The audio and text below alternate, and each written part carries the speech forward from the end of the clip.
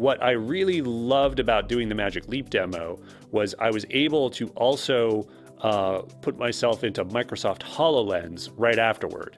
Usually when you go to these tech demos at any company, you see their product and you're kind of thinking, you're remembering, you're trying to remember what the experience was for the other stuff that you had, because you don't have all this stuff lying around typically at your office or at these events.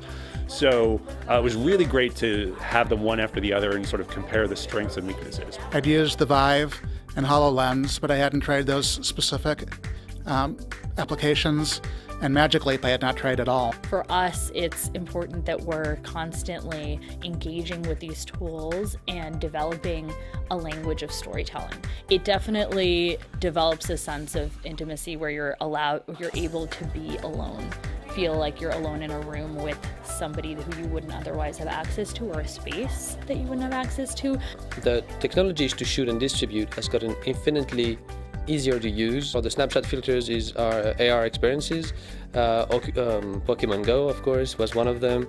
So people are kind of already used to that, playing with this layer of digital content coming on top of the real world. 360 video and VR and AR experiences can help tell a story. I don't know if there's a critical mass yet of being able to tell like whole stories in this format. I think for now it's going to be kind of a ancillary thing. You kind of need a team that's on board. You need people kind of helping you design the content so it facilitates that.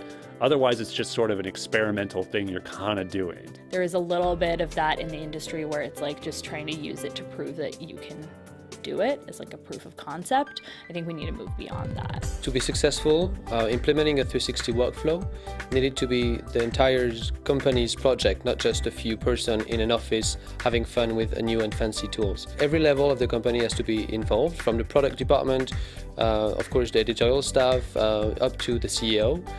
And taking the time to try and fail, that's a luxury that you need to afford if you want to innovate in a large structure.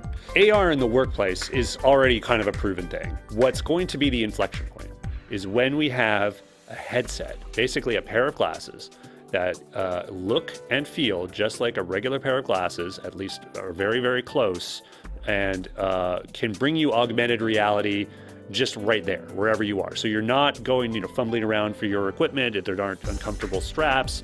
There isn't like a half hour of battery life. There's a 12-hour battery life. There are a lot of engineering breakthroughs that have to happen to get to the dream of true AR glasses. There's totally promise. With anything like this, you need to have the hardware working well.